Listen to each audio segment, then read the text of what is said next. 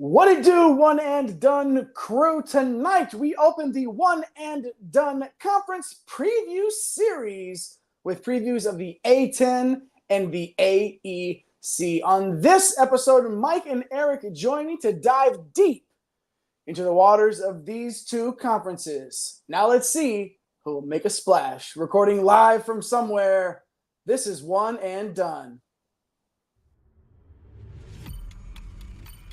Get out the insurance cards, get out the copays. The office is open, my friends. Brought to you by drroto.com. It's time once again for everybody to come aboard that Green Screens Media train. Welcome to the One and Done Conference Preview Series powered by drroto.com. And most importantly, welcome to One and Done, your fast break of college basketball information. I am your sometimes, every once in a while, usually humble host. My name is Jay Heinrich. I happen to be the conductor of the aforementioned Green Screens Media train. Find me on X at Dr. William Cannon. Follow me and I will smash, absolutely annihilate that follow back button. But right here, these two broskies right here on your screen alongside me are two of the absolute best in the business to do it. And tonight, we're going to start with this man. Whop, right there, El Capitan himself, the captain of the Green Screens Media ship. I do the train, he does the ship. The other guy over here, right there, he's going to do the boat, I guess. As I said, we're diving into the waters early, but we'll get to him later. This is the OG Money Mike, Mr. Mike Collin. Mike, what it do, man? We have made it to our conference preview series, and I'm very excited because we've been putting in a lot of work behind the scenes. Happy to be here to kick this thing off, and yeah, man, we got an action-packed show tonight, so I'm just excited to get going. Action-packed indeed for these two conferences, starting with an A. Lots of alliteration this evening, which I am a fan of, and you know who else I'm a fan of? Someone that just happens to be last in the intros. But ladies and gents, broskies and broskettes, he is first in your hearts, in los corazones. He's the Baron of Bread of Green Screens Media. You can find in those Twitter streets at Fantasy Nav. That man is Eric the Blue. Mr. Eric Romoff. What's up, man? Got you on mute, big cat. Back here live in the Sweat Lodge in the hot box because we are bringing that heat, like you talked about already, diving into our conference preview series. Basically, every conference not named the Ivy League is going to get some love and attention by your fam here at One and Done. Kicking it off with the old A10, AEC. Can't wait to get into this. Some interesting teams. Going to be interesting to see how we shake things out in the tiers. Some players coming in, some players hanging around. A lot of information here that is really the result of all of that off-season work, so that you will be ready for tip-off, which is just around the corner. No doubt about it. We sit in and we pretend, football hasn't even started yet. Why are we talking basketball? Because it's always basketball season here on One and Done. We are always cooking. We are always bringing that heat, like Eric just said. So make sure you hit those like and subscribe buttons. Turn on the notification bells so you don't miss a minute of our college basketball coverage. Everything revolves around our YouTube channel here, the Green Screens Media page. One and Done, of course. Man, we're going to have – right now we're doing conference previews. We did lineup stuff. Later on as we get into the season, guys, we're doing DFS content. You're not going to want to miss any of it. So make sure you hit all those buttons. You're following your broskies on Twitter. You're following our guy at The Real Napier as well over there on X, our guy who's going to be all over the top 20. You'll see him in the host chair every now and then doing his thing. Our guy Nape C. Hustle, lovingly referred to as in these parts. And he, like many of you, 1,125 of you actually have hit that subscribe button. Let's see if we can get to 1,130. Why not? Just be the guy, be the gal, be the broski or broskette. Be the change you want to see in the world, Brett. Exactly. You could do that. And why not during A10 or America East Talk? America East later, though, y'all.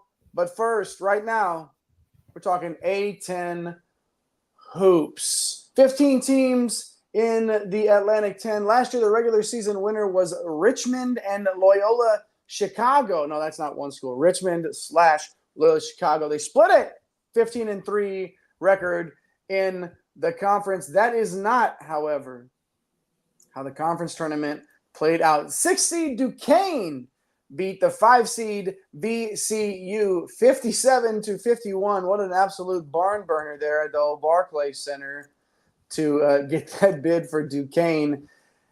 2 bids for the A10 in the big dance, of course. Duquesne getting that automatic bid as an 11 seed, and then Dayton, the Flyers, were a 7 seed as well. Dayton beat Nevada in the round of 64. Obviously, that was a pretty crazy way to end a tournament game there, but they did it. The Flyers did it in dramatic fashion before falling to Arizona, who, of course, is my greatest love and hate in the world of college basketball is Arizona at the same time. Either way, back to the A10. Duquesne started the bracket busting with its upset win over BYU, and then they would lose in the next round to Illinois. So a couple of wins for the A10 in the big dance last year. Not too shabby at all. So, Eric, going to come to you first here. Give us some metrics, little overview of the A10, if you will. Yeah, not too shabby is the best way to put it. 8th rated conference according to our friends over at KenPom. They also had 8 of their 15 teams inside of KenPom's top 100, the highest of which being those Dayton Flyers sitting at number 32. We've also seen some coaching changes here in the ranks. You mentioned those Duquesne Dukes went in and kicked off that upset against BYU. Well, their former head coach, Keith Dembrot, has decided to retire. He has been backfilled by Drew Joyce in that seat for the Dukes. And in St. Louis, they parted ways with Travis Ford and brought in a rising star into their ranks. Josh Schertz from the Indiana State Sycamores fame brought some of the block over there with him. We will very much so talk about those moving pieces a little bit later in the show. And just, kind of zooming out on the whole, right? I think that we're certainly coming off of a year where there were 2 teams that made their way in and managed to make a little bit of noise in the tournament. And I think we're probably looking at another season where there's a legitimate chance that we get another 2 bids from the A10. So at least for me, Mike, a lot of that starts with this conference's ability to retain some of its talents. So let's turn the page and talk about returning stars. A couple of teams here have managed to bring back a lot of their usage, a lot of their minutes. Which one do you want to kick us off with? Yeah, there's a lot of good talent in this conference, and this is a conference that would typically get multi-bid. A couple of years ago, it was a 1-bid league. We'll see how this all shakes out with the expansion of the Big Ten, the expansion of the SEC, Big 12, right? Like it's gonna be crazy because they're gonna have those conferences are gonna have so many quad 1 opportunities. We'll see how this particular year and going forward, because these conferences are just going to get bigger and bigger. So we'll see. But there is, Jay, a ton of talent coming in. And, I'm excited to kind of run down these names. Yeah, in the land of the transfer portal, we spend a lot of time talking about, we're going to put a lot of focus in these conference previews on returning stars as well. And on this show in particular for the A10, we're going to give you 2 3-packs of returning stars on a particular team. And then we're going to give you a list of 5 from around the conference as well. We'll start with St. Joseph's, Mike. All right, Eric Reynolds, 17 points per on 38% from 3, first team all A10 last season. Xavier Brown joining Reynolds in the backcourt, 13 points per game, 2 steals, and 40% from deep. The A10 rookie of the year, and deservedly so. And then Rasheer Fleming, of course, 11 points and 7 boards. El Capitan in those parts over there at St. Joseph's is Fleming. So what about these 3, Mike? We talk a lot about the portal, as I said, but we also talk to these coaches when we've interviewed them. If you haven't seen our coach interviews, after you watch this show, go back to our page, run them all down. When we talk to these coaches, Mike, we talk a lot about experience and cohesiveness, and St. Joseph's is bringing back 3 that are going to help them out in the long run. Yeah, these are 3 really, really good players, a dangerous trio. These guys can all score. We spotlighted Reynolds last year. This team at the beginning of the year last year was really good. We thought they were going to be an at-large team. Second half of the season didn't quite go their way, didn't perform very well in some of their conference games. I'm excited to get another year of Eric Reynolds in the system. He's averaged double figures in all 3 seasons in college. You named it here, 38% from 3, obviously dangerous from outside. He really cut down on his turnovers, so just a dangerous weapon on this team. Xavier Brown, just a phenomenal freshman year. He said he was rookie of the year. He slashed 46, 40, and 80. We'll take that again, right? If you're a St. Joe's fan, a national top 500 offensive rating for a freshman, a 21% assist rate. This guy's a real deal. And then Fleming, he really blossomed during his sophomore year. He's a big-time rebounder and shot blocker. He's not a slouch on the offensive end. He finished with the team leading offensive rating, Eric. So 3 really good players on this squad returning. Yeah, 3 guys returning, and these guys, stay together and now get the benefit of a full offseason together, right? So definitely some upside to this grouping. The synergy should be very strong for them and for this team, top to bottom. And, just kind of looking throughout the conference, it's kind of hard to find another core group that's going to be able to top this one. Jay, you mentioned a moment ago, we've got 2 3-packs to look at here. So maybe you've got a contender to that claim hidden up your sleeve. Sure is. And that is VCU, who brings back their core as well. Have you heard of VCU? Have you heard of them? Yes, of course you have. It's always sniffing around the around the big dance and playing good basketball. Let's start right there on your screen. We got Zeb Jackson, average 11 points and 3 dimes per last season. Max Shulga, 14 points, 3 dimes, and 42% from 3. Absolute sharp shooter. That was good enough to get him first team all A10 honors.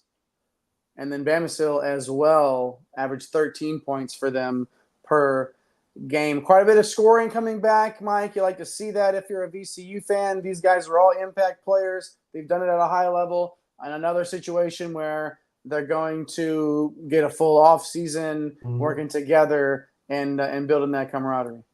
Yeah, getting year 2 with the coach. So I see a lot of synergy here, like Eric talked about with St. Joe's. We didn't know if we were going to see all these guys back together, though. Obviously, the portal giveth, taketh away, or sometime come backeth, and that happened with Max Shulga, who actually jumped in, committed to Villanova, ends up backing out of the process later, and heads back to VCU. So VCU fans got to be pretty excited about that. Just a very efficient guard, a ton of experience. Zeb Jackson, one of my favorites on this team. He really found a home after transferring from Michigan last offseason. Really good offensively, even sharper on the defensive end. His 3-point shooting does need to improve to kind of take another step forward, but just a very solid player. And then Bamisil, he found a home as well, transferred in from Oklahoma last offseason. Super athletic wing. He impacts the game on both ends of the floor. Showed flashes of being able to take over these games offensively. So, Eric, man, this is another tough 3-pack of players coming back to their squad in this A10, man. What are your thoughts? Yeah, should be a lot of fun to watch these guys head into year number 2 together. Kind of like I mentioned, I don't know if, on the whole, they have quite as much ceiling as those St. Joe's guys we talked about, especially on the offensive side of the ball. Defensively, though, like if we want to, kind of talk about, competing styles overall, their ceiling and their ability to lock down opponents is probably up there in the conference, if not maybe even on the conversation nationally, right? So kind of a different style, different areas of strength, but ultimately these 2 squads have a lot to like, and a lot of it has to do because of the fact that they are retaining their players from years past. Yeah, no doubt about it. It makes a difference in this day and age to have a good, solid core like that coming back. Like you said, offensively, Eric, maybe that VCU group isn't as elite, but what is the VCU brand now is sort of that defensive basketball, and that's what these 3 bring to the table. Our friend Peanut Butter Posse has hopped in the comments, the live chat. Good to see, of course, our friend in the live chat. The Temple UMass robbery was fun. It was fun in the 90s. Yeah, Not sure it was in the A10 now. Well, we're glad you're here then, because we're going to talk about these teams and break them down and put them into tiers. and we're going to do the whole thing. So we're glad you're here to talk with us. Travis Ford was your spirit. Yeah, 2 years at Kentucky, right? Totally. Yeah, he's that guy. Wow. Well, we're going to talk about St. Louis later on, talk about some of his players. But good stuff, Peanut Butter Posse. Thanks for hopping in that live chat. Make sure if you're hanging out with us, you do the same thing. Just get in there. Let us know if you have an old A10 memory. If you just want to talk about Marcus Camby in the chat, who knows? I mean, that's okay if you want to do that. Just do it. Just reminisce about the good old days. And at UMass out there. And, let us know what you think. Drop some fire emojis in the chat if you agree with us. If you don't, let us know. We'd love to hear from you. Hit all those buttons. Do your thing. 2 teams right there that we covered, a couple of that had 3 returners each. Let's go now to that 5-pack that I mentioned earlier. 5 players we are excited to have back in this league. You're going to start with Nate Santos for those Dayton Flyers that we mentioned earlier. 12 points per game, 6 boards, and 42% from 3, which was good enough for third team all A10. Darius Maddox for George Mason, averaged 14 points and 41% from beyond the arc. Darren Buchanan for George Washington, 16 points per game, 6 boards, made the all-rookie team in the conference. Gibson Jimerson for St. Louis, third team all A10, coming off of a 16-point per game average and 36% from 3. Rashul Diggins rounding out our 5-pack of players here. The UMass guard averaged 13 points and 37% from 3. And, nice little most improved player of the conference there for Diggins. So a lot of talent here on the screen. Mike, anybody you want to expand on? Yeah, I've got to talk about Nate Santos. Just a really nice year, especially at the beginning of the year last year. He's kind of the heart and soul of this Dayton squad. And he's going to need to take on a little bit more. Everyone's going to need to take on, I say a little bit more, a healthy dose because Deron Holmes is no longer there. So, Nate Santos, a guy I'm going to be paying very close attention to, see if he can kind of step into even more of a role there. And then Darren Buchanan, got to watch him, on TV live a couple of times, 2 to 3 times last year. Just really popped off the stream. I couldn't believe that he was a freshman now going into his sophomore year. He legit has a chance to flirt with 17, 18 and 9, 10 season, almost a double I think is in his range of outcomes for sure. So those are 2 guys that I will be watching very closely. Eric, any guys you want to expand on? Yeah, for sure. For me, I guess of this 5-pack, there's really a clear distinction across Jimerson and Diggins. Both of these guys are rock solid scorers. They're going to be important to their respective teams, but the guy that I really want to talk about is Darius Maddox. He left Virginia Tech in search of more opportunity in terms of his role and from a usage standpoint. Really showed that he can be a big time contributor in a very tough league. Didn't get a whole lot of love on the national scene, right? You had Kayshawn Hall there last year, kind of stealing some of his spotlight. But now, heading into year number 5, the last of our COVID years, we won't be talking about that for much longer. But we're here now, year number 5. I would expect him to put a stamp on his career and really get his name out there. Is the COVID year thing one of those things that we're going to look back on, we're ready for it to be over, and then a couple of years from now we're going to be like, man, I wish a couple of these guys could get that extra year and just bounce around, and who knows? It may be maybe one of those things where we look back on fondly in the rear view a lot more than we are right now, for sure. Yeah, good stuff there, guys. Nate Santos, Darius Maddox, Darren Buchanan, Gibson Jimerson, and Rashul Diggins. 5 players returning to the A10 that we think you should pay attention to for sure. And we should pay attention to the live chat where Mick Rent is hopping in. Good job, guys. We appreciate you. We appreciate the love. Mick? Good to see you in there, Mick. Let us know who your squad is. You got an A10 squad? You got an AEC squad? Maybe? Possibly. I mean, the odds are probably kind of low that you're here to listen to AEC You never know. talk. You never know. You never know. Who knows? If you are, shout out your squad. Let us know. Really good to see you there in the live chat. Peanut Butter Posse giving trivia for the chat as well. Trivia night. It's trivia night. That's got to be like sometime way before we were even. Were they still using peach baskets? Or let us know. Let us know. There we go. Johnny K in the chat. Good to see Johnny K back in Johnny there. K, what's good? Your A10 squad. Tim Winton was your guy way back. Andrew Nicholson was nice a bit more recently. Hey, I like that. I like the nostalgia. I like the more recent players. I like all the shout outs there. Good stuff, Johnny. Always good to see you there. Hop in there like Mick and Johnny and Peanut Butter Posse have.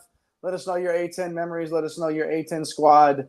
We would love to hear from you. Push all those buttons too. Like, subscribe, notification bells. Bing, bing, bing.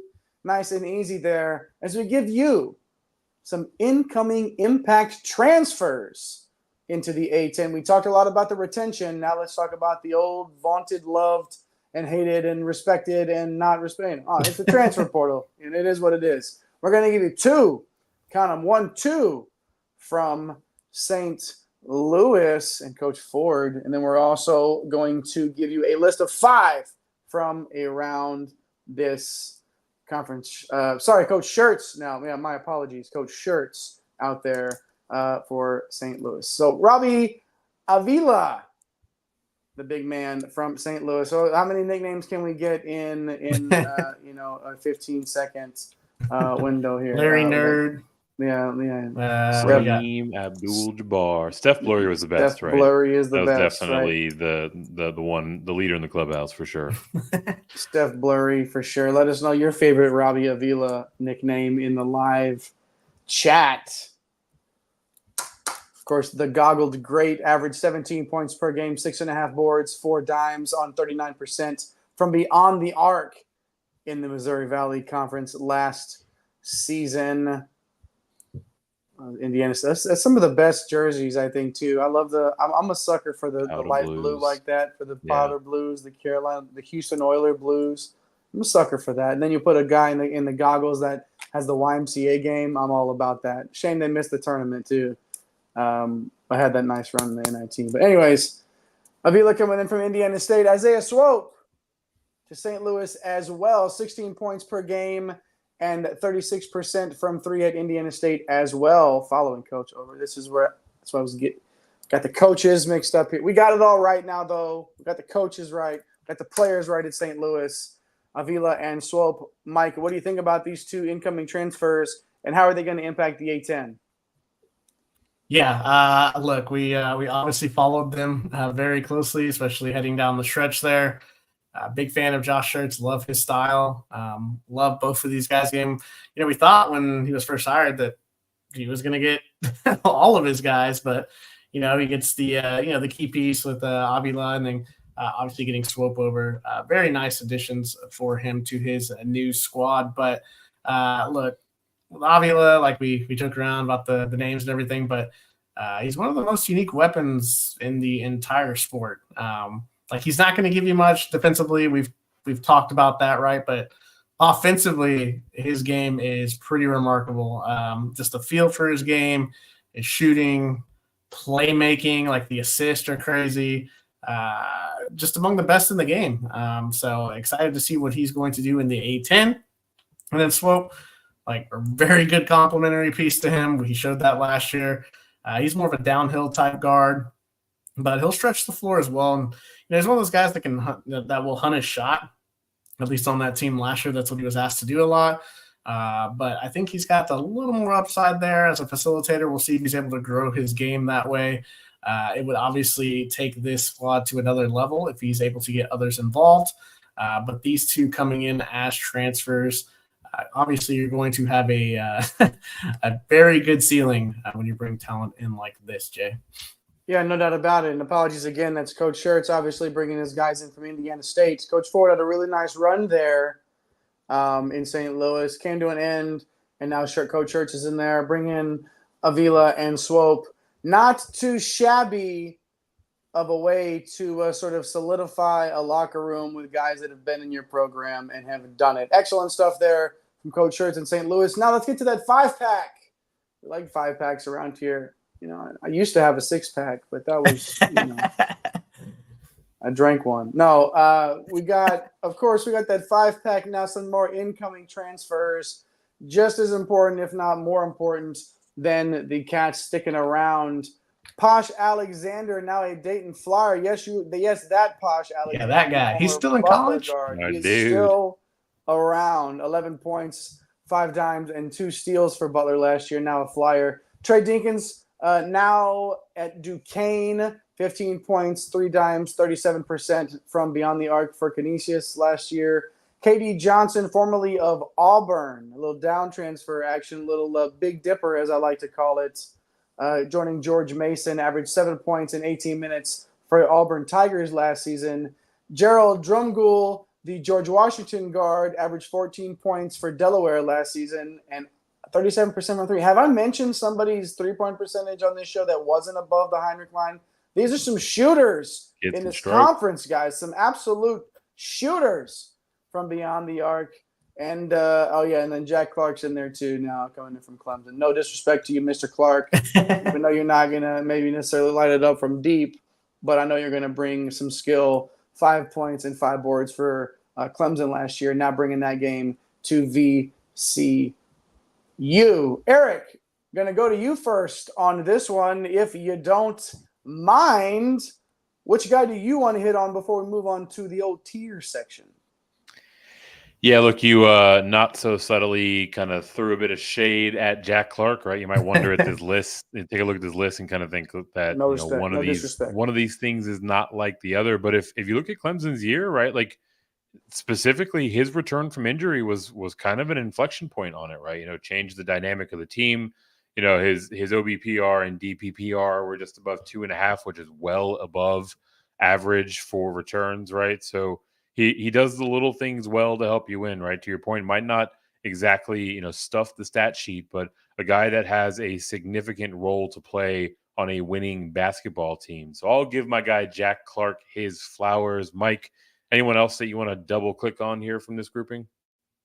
Yeah, I mean, we had to touch on Dinkins, right? Like the Dukes, obviously that big upset win over BYU in the tournament. Losing their coach there, their stud backcourt is gone. So Dinkins and these other guys that are coming in, they're going to be asked to play big roles, and we'll see if this program can continue the momentum.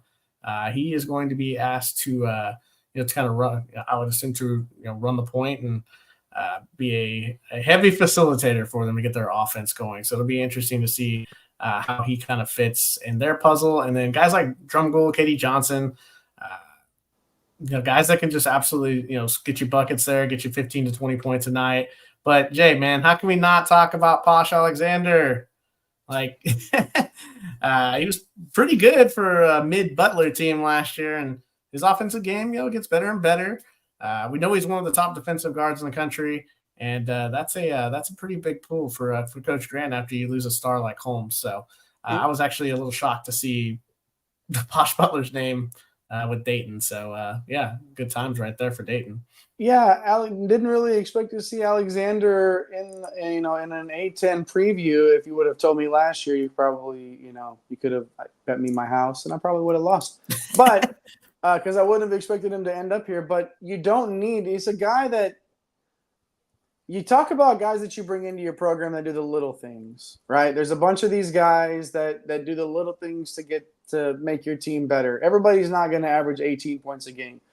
But Posh Alexander is not just one of those guys that does just 11 points and the little things. Like 5 assists per last season and 2 steals on the defensive end as well. You're going to get a distributor. You're going to get a guy that's going to hassle everybody and make everybody that he guards tired on the other team. And he's going to score 10 a game, every game, consistently, 8 to 12, every single night, 5 dimes. He is an absolute hustler. You're right.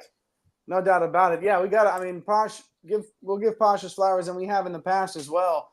Going to be curious to see if they'll ask him to score the basketball more or if he'll sort of maintain that role as the primary just distributor and defend. I don't know that he's a guy that is like both ends, like 16 points and 2 steals. And it's not asking him to do that. Don't ask him to get out of his element. He's plenty good at what he does and will contribute to your team. So good stuff there.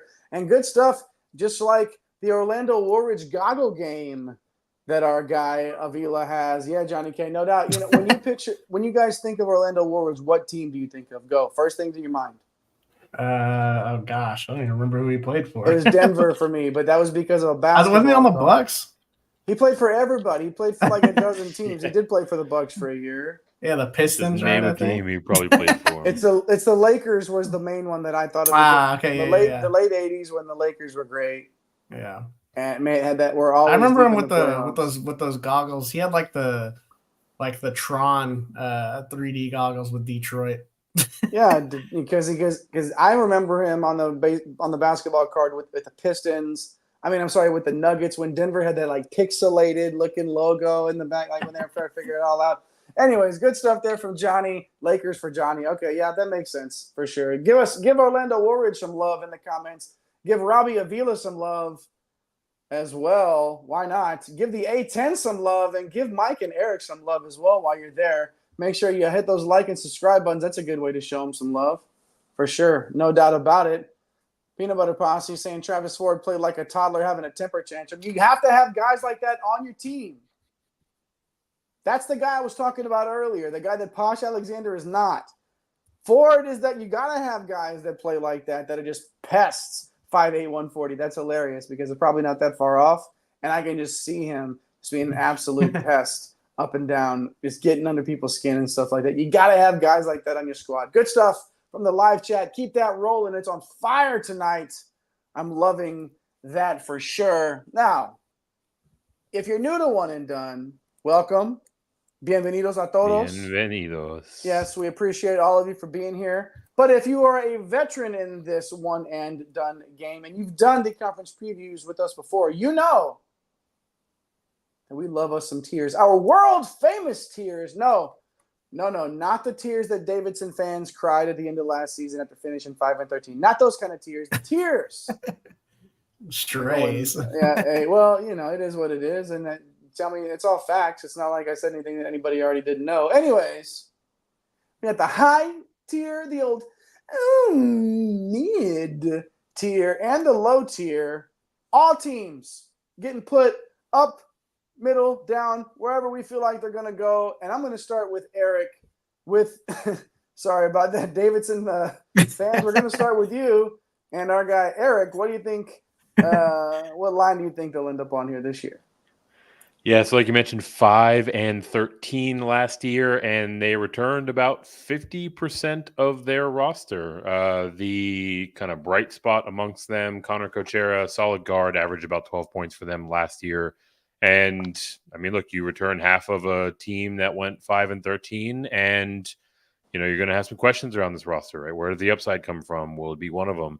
And I just don't know if they really have a lot on either end, especially on the defensive side, to make much of a step forward. So while we wish them the best, we will kick Davidson off by slotting them into the low tier. You did it. I didn't do it. You did it. So don't be mad at me. I don't save your hate mail. Right, Eric? Add Fantasy Nav in those Twitter streets. Let him First know. Conference preview of 24-25, and Eric's just dropping that low tier. Mr. Negativity. Shocking. No, I'm just kidding. We love you, Eric. And Davidson, it is what it is. You know where you belong in this thing here. But I'm going to go to you, Eric. I'm going to go to you, Mike, here. Maybe the old opposite end of that tier section here with Dayton. Yeah, Dayton 14-4 last year. Obviously got to earn that at-large bid. We talked about Ron Holmes headed out the door, but you get Santos back. Posh Alexander is here via the transfer portal. They got a lot of their roster back as well, and when you're 14-4, that helps out a lot. And you got the big man Zed Key. He comes in from Ohio State. Could be an X factor for them. And I'm going to go ahead and start the year off right on these conference previews. Go ahead and put them as a contender up at the top in the high tier. Let's go. Yes, there's the positivity that we need. Thank you, Mike. Much appreciated there. I mean, I did give you Dayton, so it's kind of easy to do on that one. And once again, no disrespect, Davidson fans, except you're not going to be good again. But who will be a little bit, probably a little bit better than Davidson is Duquesne.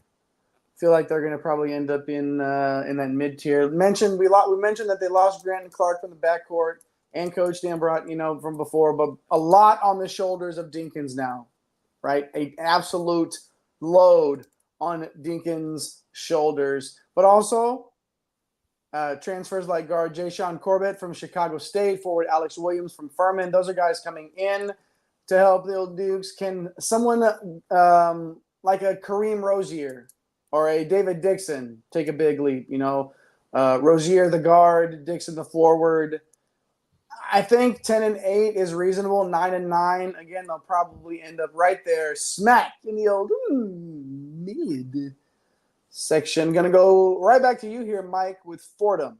Where do you got them? So you start me out with Dayton. Now we're with Fordham. Now you get Fordham. Yes. 6-12, so we got a little bit of work to do, but they got a bunch of guys returning.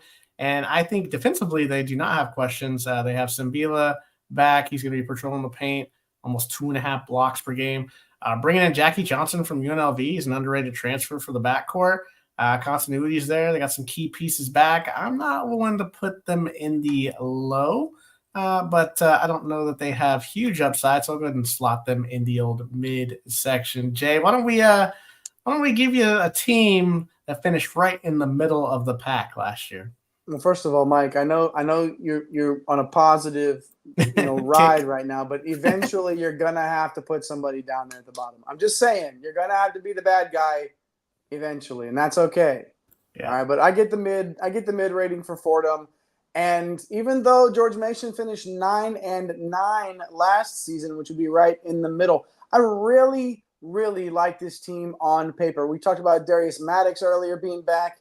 Added absolute microwave off the bench in KD Johnson. I don't know if he's related to Vinny Johnson, but with a name like that, you expect a microwave, and that's what KD Johnson is. Forward Zach Anderson, also a nice addition via the portal from FGC. You remember those guys? Remember Florida Gulf Coast? Was it Dunk City? Dunk you or dunk on, or what was it? What was Splat? City?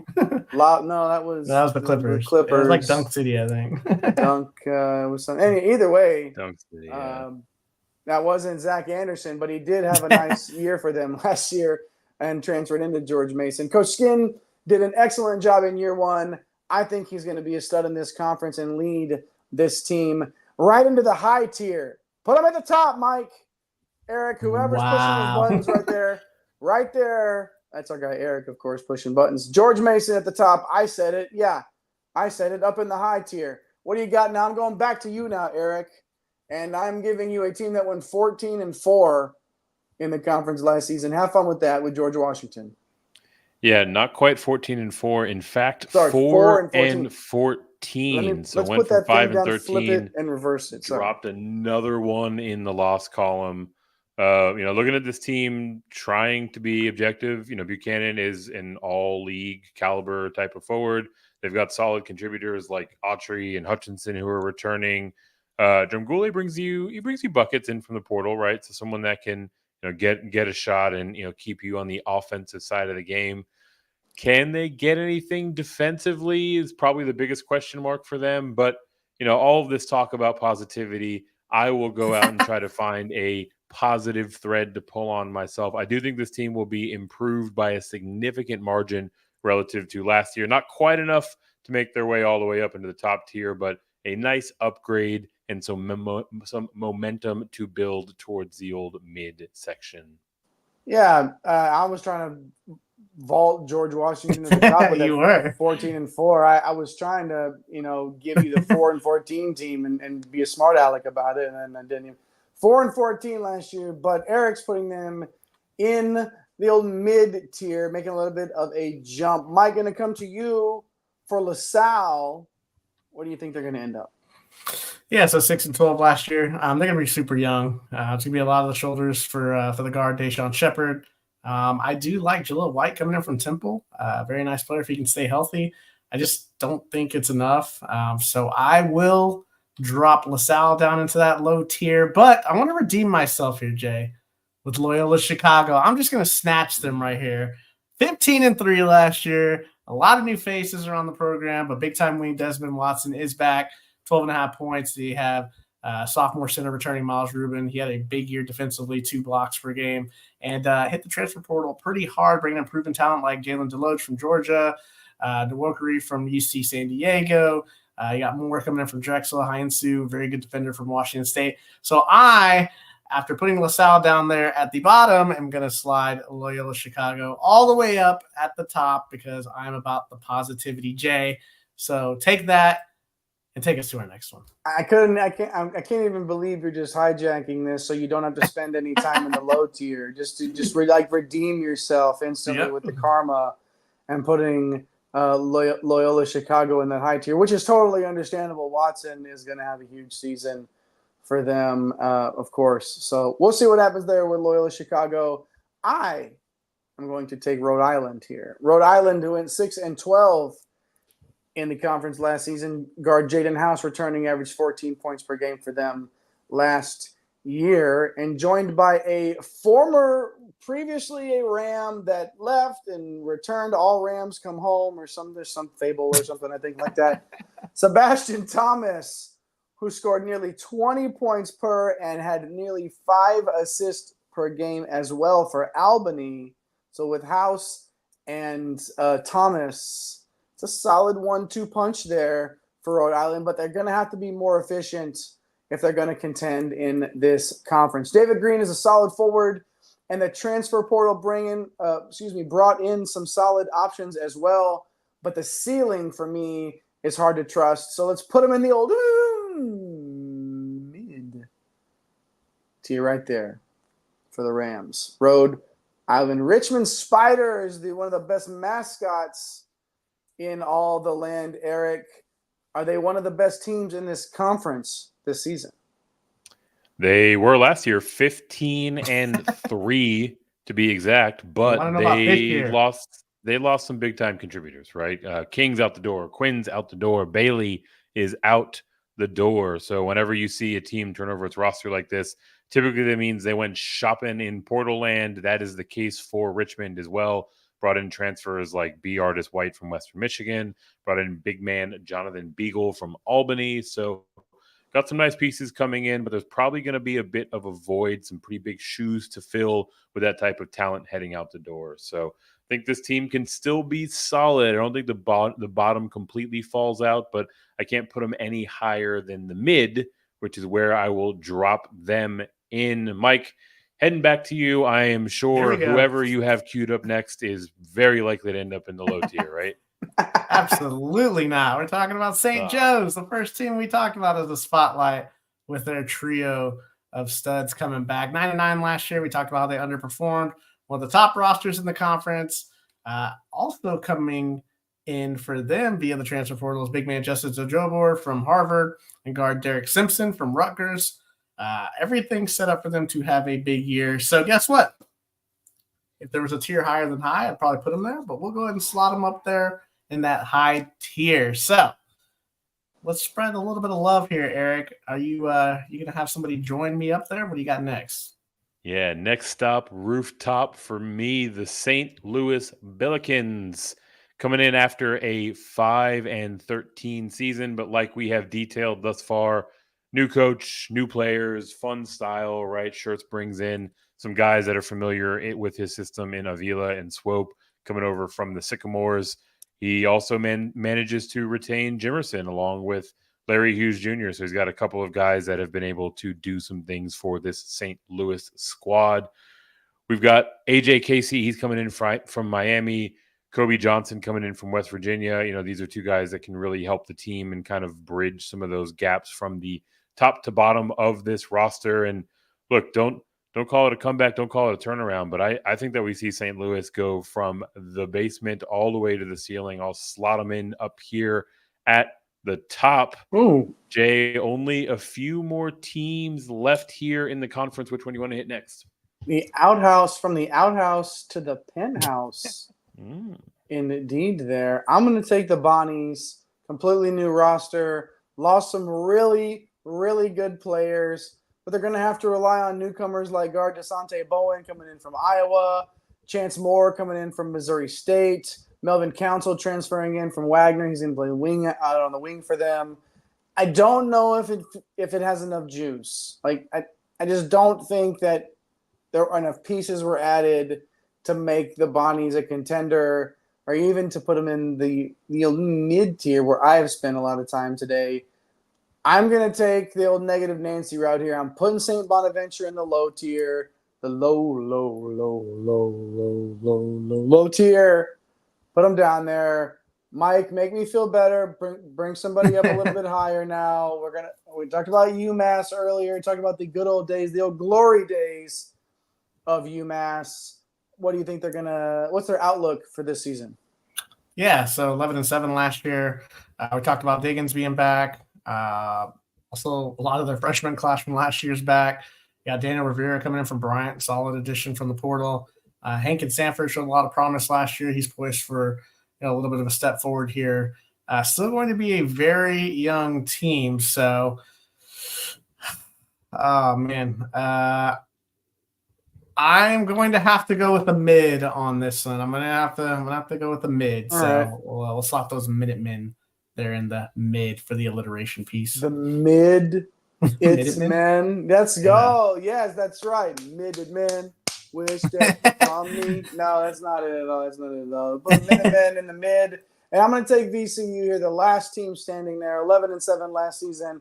Big time backcourt returning, and much of their roster is back as well. We mentioned the Clark addition earlier from the portal, but Philip Russell coming in from UT Arlington, where he averaged 15 points per game last season. That's another weapon at their disposal. Should be another top 40 defense under Coach Odom. And the offense this season, looking at this roster, has the upside to get into the top 100. Put them in the high tier right now. Put them in the high tier. We'll see if the people pushing the buttons back there. You see Eric had to step off for a minute, so we might look at this pretty screen for a little. There we go. Oh, VCU in the high tier. We got it right there. Look at that. Look at those teams right there. Absolutely fantastic. Let's recap these tiers real quick before we hop into the live chat and check all that stuff out. So in the high tier, Dayton, George Mason, Loyola Chicago, St. Joe's, St. Louis, and VCU. Those are the teams that we feel like are the contenders in the A10 this year. In the mid-tier, Duquesne, Fordham, George Washington, UMass, Rhode Island, and Richmond. It sounds like that LaSalle neighborhood is a little bit tough. That's what Johnny K says anyway. And it's going to be tough sledding for LaSalle this season. But, they're in the low tier for sure with Davidson and St. Bonaventure right down there. So obviously a group of teams here, a conference, very top heavy, I think. There's some teams at the bottom here, some bottom dwellers, but there's a lot of teams even in the mid tier that nobody wants to play on a night in and night out basis in this conference. So good stuff there. Mike, any last thoughts on the A10? No, realistic shot to get two teams. It's just going to be like we mentioned earlier, right? It's going to be how many teams are we taking from Big Ten that has a million teams, and the Big 12 that now has a million teams, and an SEC that has a million teams, like in the Mountain West, WCC, right? We'll just have to see how this all shakes out. We haven't seen this before. These quote unquote now, I mean, we'll call them super conferences now because you got 16, 18, 15, like it's getting up there. But we should just rename them Big 18, Big, like, can we just, can we be a little more progressive, I guess, but maybe not. So best A10 player, Johnny K saying, comes to mind, Jameer Nelson. Yeah.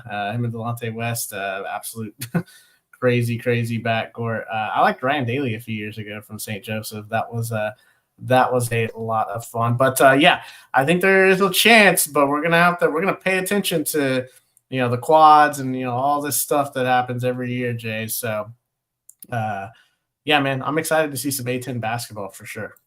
No doubt about it. We're excited to see some A10 ball, and we're excited to see this live chat on absolute fire tonight. Make sure you hop in the live chat if you're hanging out with us. Let us know you're there, first time, long time, whatever you got to do. Hop in that live chat and let us know you're hanging out with us. Hit those like and subscribe buttons while you're here as well. 11:25 is what we started the show out. Let's get a few more. Let's add to that. Let's get that number up there a little bit. We would appreciate you doing your part in the Green Screens Media universe by hitting those buttons, telling the hoop heads in your life about what we're doing here on One and Done and with Green Screens Media. We definitely appreciate all of you hanging out with us now. That wraps up the A10, and we are going to move on now to the America East Conference. Yes, the old AEC, the Hey, much vaunted AEC. the vaunted AEC, man. That's like you read the letters out, and that's the sound that people make when they have to talk about the AEC act like that. I don't know what that is. No, I'm just kidding. No, love here for Vermont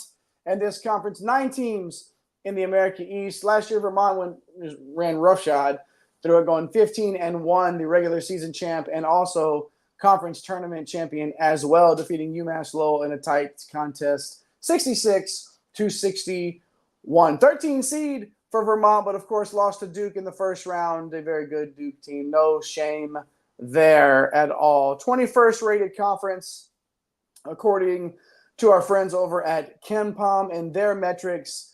No teams cracked the top 100 in KenPom's rankings, but just outside was Vermont, the aforementioned Vermont, at 104. So, Mike, again, this is not the A10. This is not a strong conference like the A10. This is a one-bid league, but Vermont was obviously the cream of the crop. The cream of the crop. The AEC does roll off the tongue, like Peanut Butter Posse said. But what's your take on how this conference is going to sort of shake out, and then maybe a quick overview? Yeah, it's probably not going to be the longest preview, right? Only 9 teams instead of 15, But hey, no real changes in as far as the coaching carousel. What was kind of crazy when you dive into this conference from last year, only 54% of the home teams won their games in league play. It's going to be crucial if anyone's going to try to catch Vermont to protect their home court. You cannot just give up your home court like that. Vermont absolutely dominating this conference. It seems like every year we do these conference reviews, we talk about Vermont a bunch, and we're going to do that again tonight. 8 straight regular season titles, won the conference tourney in 5 of those years. One of those years we didn't have it because COVID, but they have a legendary coach in John Becker. He hasn't won less than 20 games outside of the COVID year since he took over in 2012. All they do is they throw up 20, 22, 24, 25 wins. It just doesn't matter. So, Jay, like the headlines to this is, can anyone dethrone Vermont? So same song and dance from the last 7-8 years. But let's talk about some players, man, that have a chance to maybe do that. Yeah, no disrespect meant to the AEC, obviously. This has been Vermont and everybody else, though, for a long time. So we'll talk about some faces to know in this conference. Now, 5, and do we like doing things in multiples of 5 around here on One and Done tonight? And, I mean, it does make for a nice little graphic, 1, 2, 3, 4, 5th. Anything you say, I say 5th. What do I have right over here? 5th. No, I'm just kidding. All right, 5 faces that you have to know in the AEC, and you can see him right there on your screen. Mike, let's start with Amari Marshall, the Albany guard, averaged 17 points, 5 boards, and almost 2 steals per game with 37% from beyond the arc. Second team All NEC last year. What about Marshall, and what's he going to bring here? Sorry, not All AEC, excuse me. All AEC for Marshall last year. What does he bring to Albany? 6'4" combo guard, carried one of the highest usage rates in the conference last season. One of the best athletes in the conference. Flirted with the portal this offseason when you kind of watch the tape, man. Strong driving to the hoop, career 30, almost 39% three-point shooter. Just a dynamic threat. This guy is going to be able to put up points in a hurry for this Albany team. So, Amari Marshall, definitely a face as we have these pretty sweet graphics up from our guy Eric the Blue, who I guess decided to take the second half off, but that's all good. He's one of the hardest workers out there, man. So no doubt about it, buzzing it behind the scenes, and it's going to sit out the AEC. We hope you stuck around for the AEC after all the good A10 talk that we had. Mike talked about Amari Marshall there for Albany. I'm going to talk about Earl Timberlake there, the guard for Bryant, who averaged 15 points, 9 boards, 4 dimes, over a steal, and over a block per game. That is something that you can deal with for sure. And, of course, good enough for first team All AEC honors. Started his career with stops at Miami and Memphis. You don't go to those programs unless you can play a little bit of ball. You don't end up on Yep. those campuses unless you can ball a little bit. And Timberlake is that guy, and he's finally found an absolute home for him, and he's thriving at Bryant. 6'6", got the dribbles, got the handles, able to put defenses in uncomfortable positions with his length. 75% of his attempts last year, though, were at the rim, where he's absolutely like super, super efficient and effective. 68% at the rim he shoots. Love to see that for a guard like Timberlake. Good enough to finish 50th in the country in effective field goal percentage as That's well. pretty good. That's decent. That is pretty pretty good. Top percentile there for sure. Now, what he's not going to do is stretch the floor, Mike, right? He's not going to stretch the floor for you, but he will create. No doubt about that. 20% assist rate last season for Timberlake, which ended up being a career high for him. Year 5 now, Mike, poised to dominate this conference once again is Timberlake. What about another guard here, though, for Maine?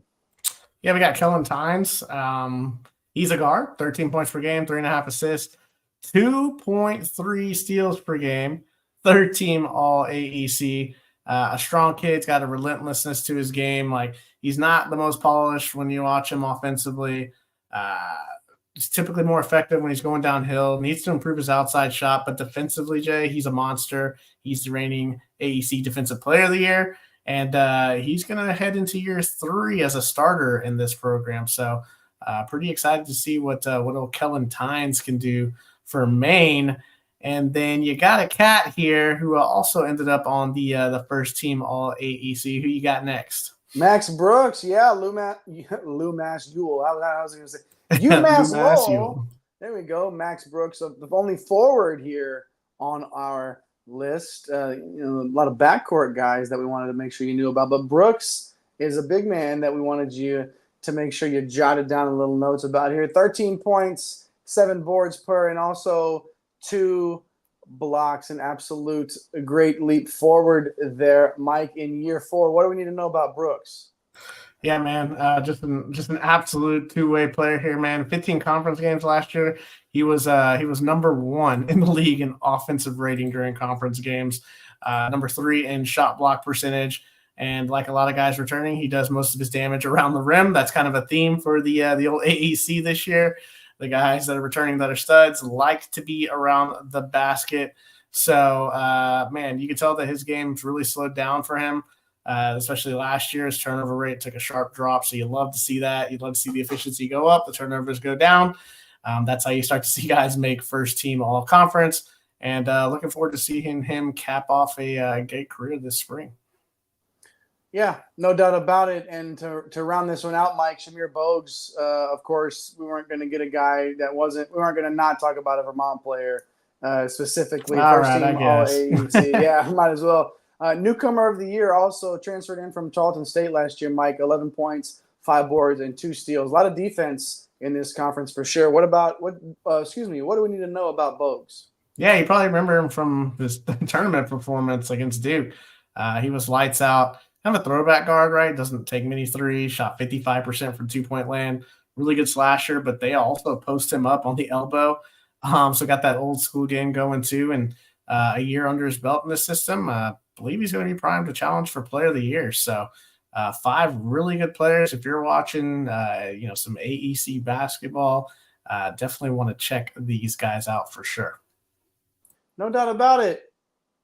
Maury Marshall, Earl Timberlake, Kellen Tynes, Max Brooks, and Shamir Bogues. 5 players to make sure you have your eyes on whenever you are tuned in to America East basketball. Good stuff there, Mike. Johnny K hopping in the live chat saying that Lowell was actually pretty good last year and hung with some bigger names and Vermont. Again, no doubt about that. And obviously, what was the run that they made in the conference championship to the conference title game, right?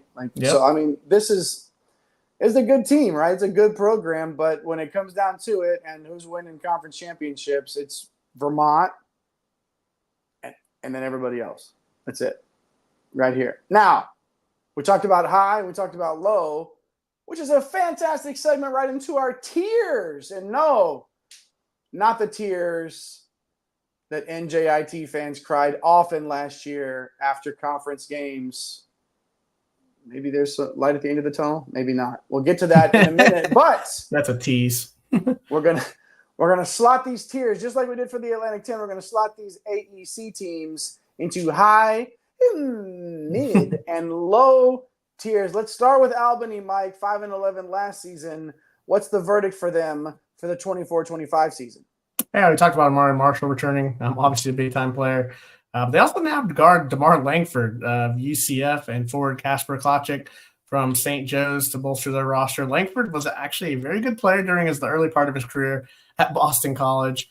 I'm expecting him to play well in the AEC. And then Klachik, very good defensive force for them to bring in. It's just kind of tough when you look at kind of the rest of this roster to kind of stack them up with those elite teams that we were kind of just mentioning. So for right now, Jay, I think we're going to have to use the old mid to start out this conference tiers. I had a feeling you weren't going to start off in the low tier because you're bringing the positivity, and I do think that Albany can hang around and just enough to tick some people off. I like the mid tier call for them. Unfortunately for Binghamton, I'm going to tell you right now, you're going to end up in the low tier. They lost one of the best passers in the country last year in Samir Torrance. But they do return nearly their entire roster. Taimu Chenery is a solid player that averaged 15 points per game for them. The scoring isn't going to be the problem, Mike. Okay, the problem is going to be on the defensive end of the floor. Torvik rankings have them in the bottom 50 in the country defensively, and unless we see a breakout from somebody that we're not expecting, I think we've got to put him right there in the low tier. Unfortunately, we'll see how that goes. If somebody can break out, obviously things are fluid, y'all. I don't want your hate mail, Binghamton fans. Okay, if you know somebody that's going to break out, let us know in the live chat or in the comments for sure. But for now, we'll put them in the low. What do you got? Let's go, Bryant. Now, Mike. Yeah, and it's good. It's good to get buckets, but you got to stop buckets from happening too. So. Oh yeah. Lockstep with you on Binghamton there, and also a fun name to say. I just want to say Binghamton. But I guess I'll go with Bryant, 11-5 here. They've been knocking on the door the past 4 years. I mean, obviously the way that Coach Grosso's tenure ended at the beginning of last year, kind of a roller coaster there. But Phil Marcelli Jr., man, really showed what he can do. Now it's his gig. Timberlake's a stud. Former St. John's Wing, Rafael Penzone, he's back, averaged 13 points per game. I'm keeping an eye on Ja'Kai Robinson, the Miami transfer. Maybe an X factor in this league. If he can tap into his potential, I think Bryant has a chance to do some things here. So for the purposes of, teams that can contend, I got to put Bryant back up there in the high tier, Jay. Yeah, that makes a lot of sense. Like you said, they've just been sniffing around, just being one of the better teams in the conference. And I think they'll be the same type of a team again this year. It would make sense if Bryant was the Black Bears, but they're not. It's Maine who I will go with. Now, isn't the Black Bears, Mike, right, from Maine? Yeah. It's the scary. They're scary. And what's scary for this team and for this conference is that Maine actually has basically their entire roster back, right? But we talked about Tynes earlier. He's going to set the tone for this team. How he progresses offensively, that's going to determine what the ceiling is for Maine. Okay? And like I said, they have the whole roster back basically. And when you take Tynes and you add him with guard Jaden Clayton, he played pretty well last season. That's a pretty nice little 1-2 piece right there for the Black Bears. But I'm not going to put him in the high tier. I'm going to keep him in the mid tier until we see somebody, another situation where I'd like to see somebody on this roster take a leap forward before I believe they're really a contender with Vermont and Bryant. Oh, I guess, spoiler alert for later for the high tier. Maybe, who knows? Oh, no, Vermont. oh, yeah, exactly. Yeah, maybe might have spoiled that one for some of you guys if you're not paying attention. Anyways, Maine mid. Let's go to New Hampshire, Mike. Yeah, well, the Clarence Daniels train's come to an end. Brilliant career there. Great career. Leaves a massive hole in this roster. Only 2 guys on this roster played over 20 minutes per game last season in Division I. For Trey Woodyard's back. Like, it's going to try to fill some of that void. Just too many unknowns, Jay, to keep them in this race. But history kind of says they're going to find a way to win 7 to 9 games. So until I see something different, I'm going to slot New Hampshire in the mid. And then I'm going to come over here and talk about a team that you kind of teased earlier before we started the tiers. NJIT 3-13 last year. Be one of the youngest teams in the country. Guard Tariq Francis was the AEC Rookie of the Year. He'll look to build on a brilliant freshman year that saw him average 15 points per game. Outside of Sebastian Robinson, there isn't really a lot of talent that we know of on this squad. Like Ari Fulton, he's a nice 3-star wing that's coming in. But this squad is going to struggle nightly. They are very young. I want to put them in the mid, but just looking at this roster, Jay, I think I gotta go low here. I hate to do it, but I know you don't like to spend much time down in that low tier, but it's understandable for NJIT. I'm going to take UMBC, and I'm going to have to hang out down there with you in the low tier as well. It's an interesting roster, returning multiple players from the rotation last season, including guard Marcus Banks and guard Bryce Johnson. So the backcourt, a couple of guys between them that average 26 points per between the two of them. They're going to get their buckets, okay? But this is another instance of how do you stop anybody? I mean, are those two specifically going to stop anybody? I'm not sure the answer to that. This entire team on the whole is going to struggle to defend and is another one projected to give up just piles and piles and piles of points. So if some reason UMCB ends up on a DFS slate, maybe stack some guys playing against them because some guys are going to have some good nights. We're going to put them in the low tier, like I said a little bit ago for you. Why don't you come on, bring up the positivity, man? What are we? Yeah, you know I was going to do it. I'm not going to let this one go by without jumping in and getting back to back here in front of you here. I'm not going to live in the low tier either anymore. I got to go back. I got to jump it up here to UMass Lowell here, who again Johnny K gave his full endorsement to in the live chat, and understandably so. They're a big time challenger for the crown this year with Bryant, and then we know how this one's going to end with Vermont as well. We mentioned Brooks for UMass Lowell, but 3 other double-digit scorers are returning. Cam Morris averaged 11 and 6 boards as well. Quentin Mincy averaged 14 points and 6.5 boards, and Yuri Covington averaged double figures as well. So you got to like that. Caleb Murphy is the big dipper from DePaul coming down and has shown in his career to be a contributor at the highest of levels. This, according to Torvik, we like these Torvik projections. They weigh in a lot of different factors. And UMass Lowell is projected to be a top 125 team in the country per Torvik's metrics and everything like that. If you're a UMass Lowell fan, you love to see that. This team is poised to make another run in this league with Coach Pat Duquette and his back-to-back 20-plus win seasons after an absolute grind for over a decade. Eric's been hovering. Put him in the high tier, Eric. There we go. Jay's redeemed. UMass Lowell. Got to get out of the low, get to the high tier, where I feel like you're going to finish with Vermont. Johnny saying Anthony Lamb was nice. He was nice for Vermont back in the day, but he's not walking through that door, even though a lot of those players from last year are. Yep. What do you make of Vermont? I think they're going to be good yet again. I don't know if we probably spoiled this one. Throw them in the high tier. I mean, like we talked, Bogues, but they have TJ Longback, average 12 points per game.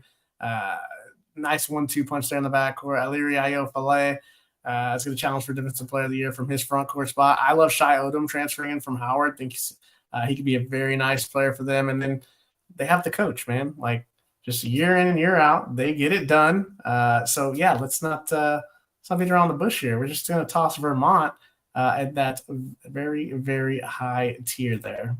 Yeah, no doubt about it. And that's not really a surprise to anybody with a pulse that's watched college basketball or at least watched the AEC at any length at all over the last 8 years, 10 years, whatever it's been, that Vermont has been right there perched atop. This year we have them perched atop with UMass Lowell and Bryant, the 3 contenders that we feel like will fight it out as the season goes on right there in the high tier. In the mid tier, we have Albany, Maine, and New Hampshire, who Johnny K says could be in the top tier because of how they play as a team. We love that. Johnny living out there close to a lot of these schools and pays close attention to them. So that's what you get when you come here. You guys have to watch the Ocho. You get the live chat going from guys like Johnny K out there giving you the inside info out there in those streets in AEC country. Good stuff there. We'll be watching New Hampshire to see if that like team play is enough to overcome some of their deficiencies and hop into that top tier. But good stuff there from Johnny. We don't want to forget the low tier, Binghamton, NJIT, and UMBC as well there. You never know. Tiers, you never know. Who knows? You never know. We had some teams in the low tier last year in some conferences that ended up being pretty good. So, hey, maybe we're sprinkling a little bit of some pixie dust for one of these teams I don't think it's going to happen in this conference. So Vermont, UMass Lowell, Bryant, they were very good last year. They look very good again this year. Yeah, no doubt about it. It's pretty clear cut for me. And now I'll be paying extra attention to New Hampshire because of our guy Johnny K in the comments and the live chat. That's what you get here on One and Done in the Green Screens Media universe. The live chat's on fire. Got the good stuff coming in from everybody across the board. We really appreciate how active the chat was tonight. And we appreciate all of you for hanging out with us as we covered the Atlantic 10 and the America East Conference tonight, the A10 and the AEC. Good stuff there. We are going to be coming at you live so many times in the next few months. So many. I mean, how many? So many. Who goes live more times than us? Nobody. Well, maybe a few. But we're going to be coming at you live an absolute ton as we break down every single conference except the Ivy League. They're getting there. The grades on. So, yeah. Good for them. Good for them. Getting their degrees out there. Meanwhile, we're the doctors of hooponomics out here. Hooponomics. The doctors of hooponomics here on One and Done. My name is Jay Heinrich. I'm the conductor of the Green Screens Media Train, and here on One and Done. That man right there, boom. That's the captain of this ship, El Capitan. At MC Holland 34 on X, that's Mike Holland, the OG Money Mike. You think our content is good now in the off season when we're breaking down these conferences? Wait till DFS season when Mike's in his element, and we are breaking that all down too. We're going to be coming at you live. We don't stop. One and Done doesn't stop. We did take a little bit of a break when our guy Eric was like, globe trotting, just like he globe trotted right in between after the A10 conference ended, and now he's out of here, just pushing buttons, and we're talking AEC, which is totally fine. Good stuff at Fantasy Nav in those Twitter streets. Make sure you follow him at The Real Napier as well. Our guy Napesy Hustle, and then of course at One and Done CBB on Twitter, on Instagram, on TikTok. Going to be active as the season progresses. Make sure you get out there now and follow us. So once it all picks up and gets rolling, we got our top 20 returning players coming out. That's going to drop here soon. Make sure you're following us on all platforms. Make sure you tell somebody you love them. Make sure you take care of yourself, and make sure to join us next time right here on One and Done. We'll see you folks. Thanks for stopping by the office. Get your fantasy prescription by subscribing to the channel and checking out drroto.com. And until the next visit, be well and take care.